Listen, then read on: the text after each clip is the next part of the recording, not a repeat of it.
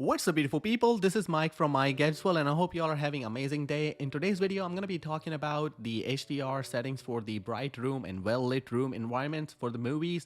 And a lot of people have said, please do not talk about the rocket science. We do not have the equipment to do the calibration. And also, we don't want to spend like $400, $500 for the calibration and then LG releasing an update and screwing up with the black levels or whatnot. So we're just going to keep it simple, like easy peasy, lemon squeezy. So these are the settings that anybody can do with the given options that we have in the LG. There's so many advanced features that you can use and you can get to closer to that reference level picture quality. But I mean, it's not going to be as accurate as your calibration is, but that's expensive, so there's a trade-off. So we're going to be talking about what we can do with the given options. All right, before we get into the video, I have the giveaway going on, which is going to end on August 28th, so make sure to take part in that. You might win a HDMI cable, which is worth $99, right? Okay, now without any delay, we're going to be looking into the Revenant movie, which is in 4K HDR, and this is connected on my LG OLED C1 with the Apple TV 4K. So we're gonna play this HDR movie and get that signal trigger, and I'm gonna reset all the picture settings that I have so we can start from the beginning as if you would buy a TV brand new today.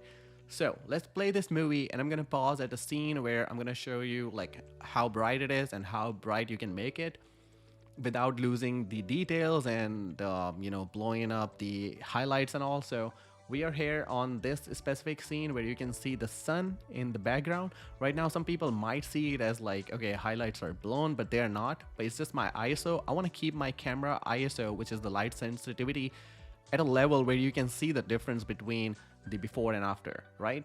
So this is right now I have where all the settings are applied, right? I'm going to reset everything, then you can see the difference.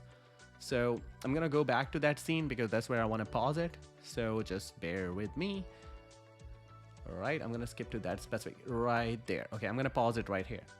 And then what we're gonna do is we're gonna use our remote control and press the button for the settings and go to the all settings where you will see the picture settings. So we are in the home cinema mode. That is specifically for the bright room, so I recommend making changes to that specific mode. Leave the HDR cinema for the dark picture mode, right? So some people will say, okay, the highlights are clipping, but see how I reduce my ISO and you can see everything is proper. So this is what you're gonna get after you apply all the settings. But I'm gonna go back to that ISO level so I can show you what difference you will see. So just trust my commentary on it because camera cannot justify what I actually see with my naked eyes on the screen. And also when we are changing the settings, the brightness level, so camera has to adjust accordingly and then you won't be seeing any difference. So I wanna keep it at one level. Okay. You can see I'm in the cinema home. I'm gonna reset this picture mode. So we are starting it from here. Okay, advanced settings. We're gonna reset this picture mode. And it's gonna go back to the same way as you get your TV on the day one. All right. Then I'm gonna do one more thing, which a lot of people do. They get the TV, go to General and AI Picture Pro, AI brightness settings, AI genre selection. They just turn off or disable all of that. So as you know, the AI brightness settings, this actually control the brightness depending on like what kind of environment you're in and all. But we're gonna keep that disabled because we don't want our brightness to be fluctuating. As you can see, we are in Cinema Home. It's not user edited. This is how you're gonna have it when you get your TV. And when you go to the all settings, some people turn off the HDR dynamic tone mapping. So for the bright room, I wouldn't touch that because if you do that, you're gonna see the impact. So that's why I'm trying to keep it at one level so you can see the differences as I'm going along.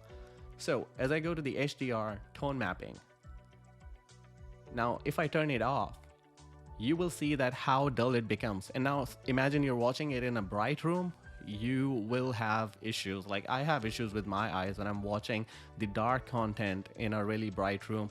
I mean, I can't continue watching. That's how I feel like. So when you turn it on, it is going to combat with the brightness around the room that you have, and it's going to be enough brightness so you can watch your content because this is the daytime. Look at that. I mean, there's sun out there, right?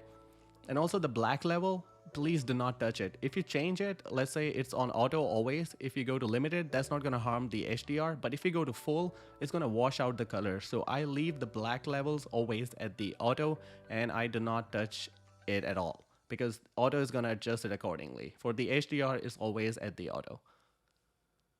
All right, so HDR tone mapping, that's where we at. And now we're gonna go to the colors and we're gonna adjust the color. I don't want my colors to be saturated. I'm gonna bring it to from 60 to 50 because I don't want the colors to be really kind of like tomato, not tomato, maybe like orange. So we're gonna bring it down to like 50. Really overly orange. Okay, so we're gonna keep it at the 50. That's where mostly people, you know, recommend to keep it. And in the white balance, this controls how warm your picture is gonna be or cold. In cold, you're gonna have a lot of blue, as you can see on that top right corner. So in the white balance, we are at the warm 30. So as we are on warm 50 on the cinema mode, I'm gonna keep it at the warm 50, where you get close to the D65, which is 6500 Kelvin. So we're gonna bring it all the way down to warm 50. As you go higher, you're gonna have a lot of that blue, overly blue screen. So we keep it at warm 50. All right, color gamut and all of the extra stuff, which is on auto, we don't have to really touch it. Now we're gonna go to the clarity. In clarity, there are functions which are based on, like, you know, the capabilities of your TV. I don't like the additional sharpness. I want to keep it at 0. Why you don't need it? Because your 4K content is already sharp enough, so you don't need that additional sharpness. Super resolution, I keep it at the off because you don't want your 4K, which is already, you know, a good resolution, a 4K resolution. It is good when you're using your 720p or those DVD resolutions. It's gonna help there to sharpen up that image, but I want to keep it at the off. And noise reduction also is gonna be at the off because mostly noise reduction is in the dark scenes, you know, which is low quality shots maybe, but mostly you don't want to. Sometimes there is noise, but that is director's intention, so I keep those noise reduction and all of that extra processing off. And I keep the motion at the cinematic movements because that doesn't bring the soap opera effect. So you can keep it off if you are the movie lover, you want to watch it at 24 FPS and you can handle that kind of movement. But I want to keep it at the cinematic movements.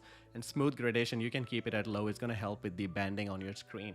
All right, so this is all what we have to do here in the picture settings for the cinema home. And now we're going to go to the general setting, where I'm going to show you one thing which a lot of people just turn off, but it actually helps a lot in the bright room. So we are talking about the AI picture settings, and AI service, you have the AI Picture Pro. Now see, as I toggle this between enable and disable, you will see the difference by yourself on the screen.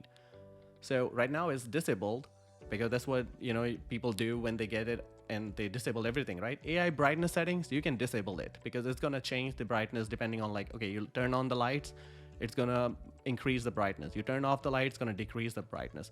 Auto genre selection, it's gonna select the content depending on movies, music, or TV shows. It's gonna adjust the color temperature and all. So I just keep it off as well. If you turn it on, it's gonna change the color temperature depending on what content you're playing. But see what happens when you turn on the AI Picture Pro.